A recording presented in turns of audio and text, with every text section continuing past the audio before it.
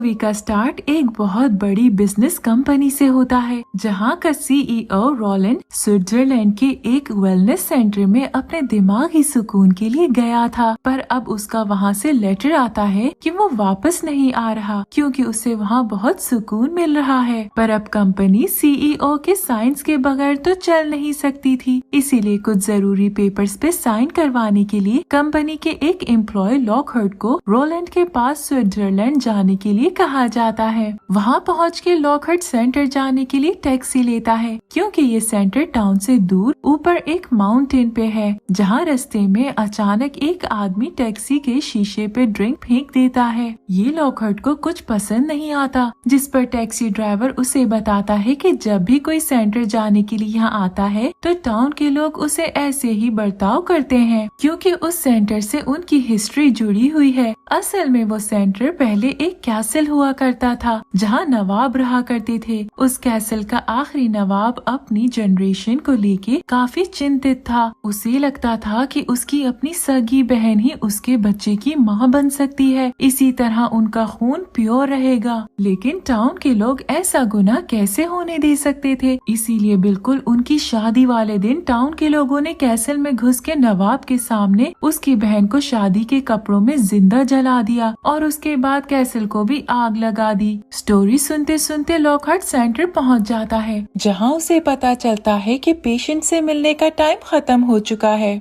पर लॉकहार्ट के बहुत कहने पर वो लोग उसे रोलैंड से 7 बजे मिलने की इजाजत दे देते हैं। सेंटर में कोई मोबाइल सिग्नल्स ना होने की वजह से लॉकहार्ट वापस होटल जाने के लिए निकल जाता है, पर रास्ते में अचानक उसका बहुत बुरा एक्सीडेंट हो जाता है, जिसके बाद लॉकहार्ट को 3 दिन बाद होश आता है और वो खुद को सेंटर में पाता है। सेंटर का मालिक लॉकहार्ट को बताता है कि उसकी टांग बुरी तरह जख्मी हो चुकी है, इसीलिए उसे बेड रेस्ट की जरूरत है और ये भी कि उन्होंने उसके एक्सीडेंट की खबर उसके ऑफिस पहुंचा दी है। वो लोग लॉकहार्ट को यहीं रह के यहाँ की सर्विसेज लेने को कहते हैं। साथ ही उसे बहुत सारा पानी पीने को भी कहा जाता है क्योंकि वहाँ के पानी को बहुत खास समझा जाता है। जब लॉकहार्ट पानी पी रहा होता है तो उसे उस पानी में कुछ अजीब नजर आता है, पर उसे इग्नोर करते हुए लॉकहार्ट सेंटर घूमने निकल जाता है, जहाँ वो लोगों को अलग अलग तरीके से ट्रीटमेंट लेते देखता है और फिर एक रूम में जाता है जहां उसकी मुलाकात फाइनली रोलैंड से हो जाती है, जिसे वो कंपनी के मसलों के बारे में बात शुरू करता है और बहुत कोशिश के बाद ही पर वो रोलैंड को अपने साथ वापस चलने के लिए मना लेता है। अगले दिन लॉकहार्ट सेंटर के कुछ और लोगों से भी मिलता है, जिनमें से एक मिस्टीरियस लड़की हैना थी। जब लॉकहार्ट उसे बताता है कि वो वापस चला जाएगा तो हैना कुछ खास खुश नजर नहीं आती है। वो लॉकहार्ट से कहती है कि आज तक कोई भी यहाँ से वापस नहीं गया है। अब हैना की इस बात का क्या मतलब था ये तो आगे ही पता चलेगा, इसीलिए एक्सप्लेनेशन को एंड तक सुनिएगा। लॉकहार्ट जब वापस जाने के लिए रोलैंड को ढूंढने लगता है तो वो उसे कहीं नहीं मिलता। आखिर गुस्से में आके लॉकहार्ट एक बड़े से हॉल में जाता है जहाँ सब डिनर कर रहे थे। लॉकहार्ट गुस्से में वहाँ के मालिक से रोलैंड के बारे में पूछता है, जो उसे बताता है कि बिजनेस के बारे में सुन के रोलैंड की तबीयत खराब हो गई, इसीलिए उसे स्पेशल सर्विसेज के लिए दूसरे रूम में भेज दिया है। लॉकहार्ट तो जब लास्ट रोलैंड से मिला था तो वो बिल्कुल ठीक था, इसीलिए लॉकहार्ट सेंटर के मालिक पे इल्जाम लगाता है कि वो अमीर लोगों को लूट रहा है। अब लॉकहार्ट मजीद ऐसा होने नहीं देगा और वो जैसे भी हो रोलैंड को यहाँ से ले जाएगा। लॉकहार्ट के ये कहते ही उसके नाक से खून निकलने लगता है और अगले सीन में हम उसे सेंटर के मालिक वार्मर के साथ उसके रूम में देखते हैं, जहाँ लॉकहार्ट को हैना की तस्वीर नजर आती है। वार्मर उसे हैना के बारे में तो कुछ नहीं बताता, उल्टा ये बताता है कि एक्सीडेंट की वजह से लॉकहार्ट के कुछ टेस्ट सही नहीं आए, इसीलिए वो उसे वहाँ हाइड्रोथेरेपी लेने को कहता है, जिसके लिए लॉकहार्ट मान तो जाता है। पर इसी दौरान में वो रोलैंड की फाइल चोरी कर लेता है, जिसके साथ साथ उसे वहाँ एक ब्लू बॉटल नजर आती है। लॉकहार्ट को याद आता है कि वहाँ का स्टाफ वार्मर और हैना उस बॉटल में से लिक्विड पीते हैं, जिसे वो विटामिन कहते देते हैं। लॉकहार्ट को उसकी थेरेपी के लिए एक बड़े से वाटर टैंक में डाल दिया जाता है, जहाँ स्विम करते करते एकदम लॉकहार्ट को कुछ अजीब चीजें फील होने लगती हैं, जिनसे घबरा के लॉकहार्ट टैंक से बाहर निकलने की कोशिश करता है, पर दरवाजा बंद था, जिसे खोलने के चक्कर में उसके मुंह से ब्रीदिंग ट्यूब निकल जाती है। 1 मिनट के लिए तो यही लगता है कि बस लॉकहार्ट का काम तमाम, लेकिन तभी उसे वहाँ का स्टाफ बाहर निकाल लेता है।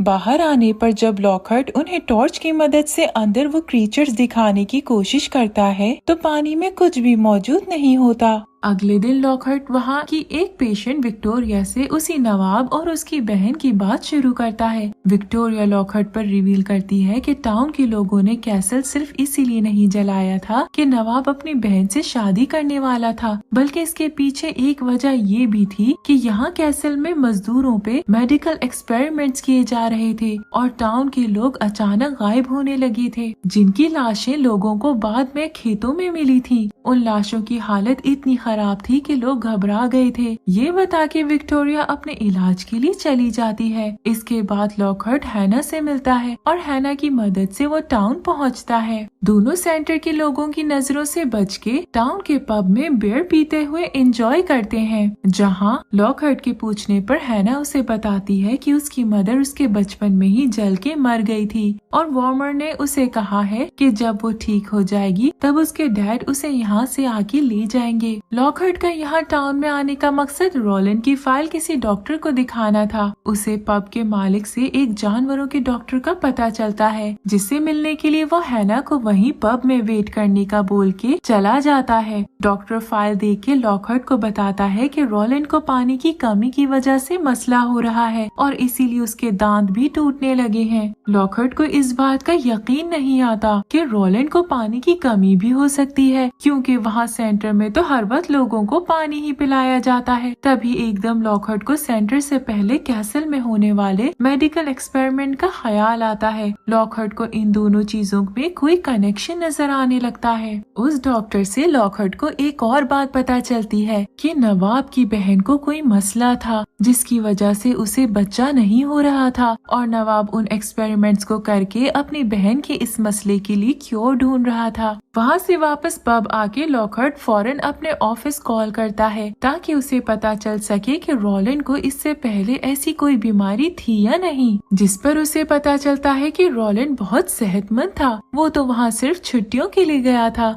उसे मजीद ये भी पता चलता है कि किसी ने भी उसके ऑफिस में उसके एक्सीडेंट के बारे में नहीं बताया था, यानी वार्मर ने लॉकहार्ट से झूठ बोला था। ये सब जान के लॉकहार्ट बहुत परेशान हो जाता है और वो अंदाजा भी लगा लेता है कि वो किसी बहुत बड़े मसले में फंस चुका है। लॉकहार्ट अपने मसलों का हल सोच ही रहा होता है कि बियर पीने की वजह से होश खो के हैना वहाँ डांस करने लगती है, जिसकी वजह से एक लड़के की अटेंशन उसकी तरफ आ जाती है और वो उसे तंग करने लगता है। ये देख लॉकहार्ट आगे बढ़ के हैना को उस लड़के से बचाने के चक्कर में उससे लड़ने लगता है। इनकी लड़ाई के दौरान वार्मर भी वहाँ पहुँच जाता है, जो हैना और लॉकहार्ट को वापस सेंटर ले जाता है। वापस सेंटर पहुँच के एकदम लॉकहार्ट का दांत खुद ही निकल आता है। अब वो मजीद इंतजार नहीं कर सकता था, इसीलिए अपने सवालों का जवाब ढूंढने के लिए चालाकी से वो सेंटर के रिस्ट्रिक्टेड एरिया में घुस जाता है, जहां उसे विक्टोरिया मिलती है, जो उसे बताती है कि नवाब की बहन प्रेग्नेंट हो चुकी थी और जब टाउन के लोगों ने कैसल पे हमला किया तो उसकी बहन का पेट काट के बच्चे को फेंक दिया, पर उसके बावजूद बच्चा बच गया। इस खौफनाक राज को जानने के बाद लॉकहार्ट एक और रूम में जाता है, जहां उसे रोलिन के साथ और भी बहुत से पेशेंट्स बड़े बड़े पानी वाले टैंक में नजर आते हैं और वो सब ऐसे डेड बॉडीज की तरह उन टैंक्स में पड़े हुए थे, जो देख लॉकहार्ट बहुत डर जाता है। जब वो वहाँ से निकलता है तो वार्मर उसे देख लेता है, जो अपने आदमियों के साथ उसे एक रूम में जाके बांधता है और फिर उसका एक और दांत निकलवा देता है। लॉकहार्ट जैसे तैसे अपने आप को बचाते हुए सेंटर से निकल के टाउन पहुँचता है। वहाँ वो सीधा पुलिस के पास जाके मदद मांगता है, पर बेचारे की तो जैसे किस्मत ही खराब थी। वो पुलिस वाला भी वार्मर के साथ मिला हुआ था, जो उसे वहाँ बुला लेता है। लॉकहार्ट एक चाकू की मदद से खुद को बचाने की कोशिश करता है कि वहाँ रोलिन भी आ जाता है, जिसे लॉकहार्ट मरा हुआ समझ रहा था। वो वहाँ बयान देता है कि लॉकहार्ट उसे जबरदस्ती सेंटर से ले जाना चाहता है। इस सब की वजह से लॉकहार्ट फंस जाता है और उसके पास सिवाय वापस सेंटर जाने के और कोई रास्ता नहीं बचता है। अगले सीन में हम देखते हैं कि लॉकहार्ट की भी रोलिन की तरह थेरेपीज शुरू हो जाती हैं। उसे भी ये लगने लगता है कि वो बहुत बीमार है और उसे यहीं रह के अपनी ट्रीटमेंट करवानी चाहिए। फिर एकदम ऐसे ही बैठे बैठे लॉकहार्ट को अपने पिता की याद आती है, जिन्होंने अपने ऊपर लगे गलत इल्जाम से हार मान के लड़ाई करने के बजाय सुसाइड कर ली। इस बात से लॉकहार्ट की जिंदगी पे बहुत असर हुआ था। तब से उसने सोच लिया था कि वो अपने पिता जैसा नहीं बनेगा, इसीलिए यहाँ भी ये हार मानने के बजाय सच जानने का फैसला करता है। एकदम उसे कुछ सूझती है और वो अपने पाँव पे लगे प्लास्टर को खोल देता है, जिससे उसे पता चलता है कि वो कभी जख्मी तो हुआ ही नहीं था। फिर वो एक रिस्ट्रिक्टेड क्वार्टर में जाता है, जहाँ वो वहाँ के स्टाफ को रोज रात बॉडीज को ले जाते देखा करता था। वहाँ वो विक्टोरिया की लाश भी देखता है। वो लोग उन लाशों को पानी में फेंक देते हैं और उस पानी में उन्हें वही अजीब क्रीचर्स खा रही थी, जिन्हें लॉकहार्ट ने पहली बार हाइड्रोथेरेपी लेते हुए अपनी पानी के टैंक में देखा था। इससे पहले लॉकहार्ट समझ पाता कि वहाँ हो क्या रहा है, वहाँ का एक गार्ड लॉकहार्ट पर हमला कर देता है, लेकिन लॉकहार्ट अपने आप को बचाने के चक्कर में उसे मारता वहाँ से निकल जाता है। सीन्स हैना पे शिफ्ट होते हैं, जिसे एकदम स्विम करते हुए मेंस्ट्रुअल साइकिल शुरू हो जाता है। इस वजह से स्विमिंग पूल में हर जगह खून ही खून हो जाता है। तभी एकदम वही पानी वाली क्रीचर्स हैना के आसपास जमा हो जाती हैं, पर वो हैना को कुछ नहीं कहती। हैना उनसे डर के वार्मर के पास पहुंचती है, जो उसे हौसला देते काम डाउन करने की कोशिश करता है। वहीं लॉकहार्ट भी डिनर हॉल में पहुंच जाता है और सारे पेशेंट्स के सामने वार्मर को बातें सुनाने लगता है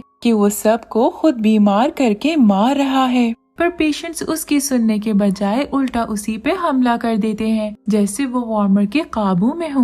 लॉकहार्ट खुद को बचाने की बहुत कोशिश करता है, पर इतने लोगों से मुकाबला नहीं कर पाता। अगले सीन में जब लॉकहार्ट की आंख खुलती है तो वो वार्मर के एक्सपेरिमेंट रूम में होता है, जहाँ वार्मर उसके मुंह में अजीब ट्यूब घुसा देता है, जिसके बाद वो खुद अपने ऊपर लगे इल्जामों को मानते हुए बताता है कि वो नवाब के एक्सपेरिमेंट्स को इस्तेमाल कर रहा है, मगर वो कमजोर और बेकार लोगों की जगह अमीरों पे ये एक्सपेरिमेंट्स कर रहा है। ऐसे अमीर जिनको पीछे से पूछने वाला कोई नहीं है। नवाब ये सब जबरदस्ती करता था, पर वार्मर लोगों को ये यकीन दिला के करता है कि वो बीमार हैं और उन्हें इस थेरेपी की जरूरत है। वार्मर मजीद रिवील करता है कि ये फिश जैसी नजर आने वाली क्रीचर्स किसी और जगह के पानी में बहुत कम वक्त जिंदा रह सकती हैं, पर यहाँ इस टाउन के पानी में सदियाँ जीती हैं। ये पानी इंसानों के लिए बहुत खतरनाक है, पर जब इस पानी को ह्यूमन बॉडी से निकाल के प्यूरिफाई किया जाए तो ये एक जिंदगी देने वाला अमर पानी बन जाता है,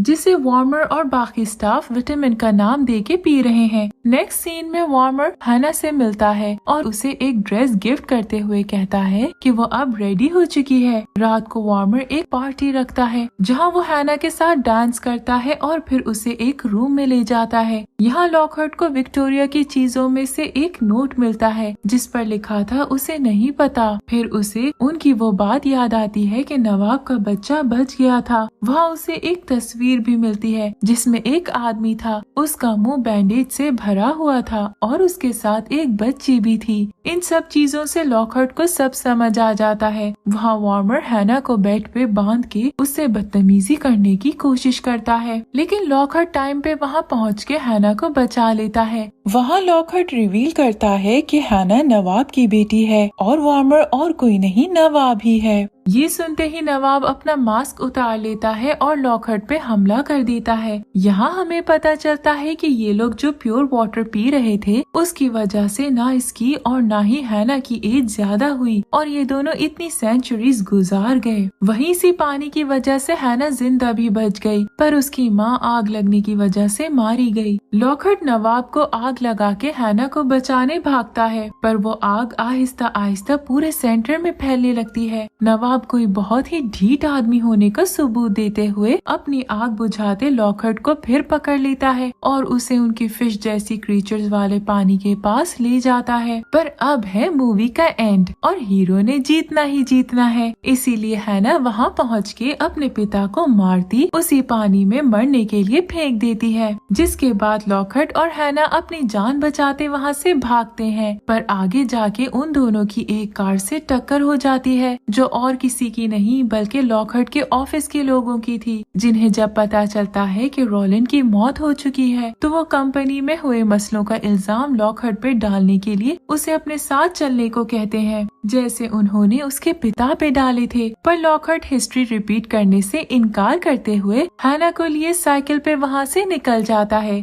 यहीं लॉकहार्ट के फेस पे एक इविल स्माइल के साथ मूवी एंड हो जाती है। Thank you for watching.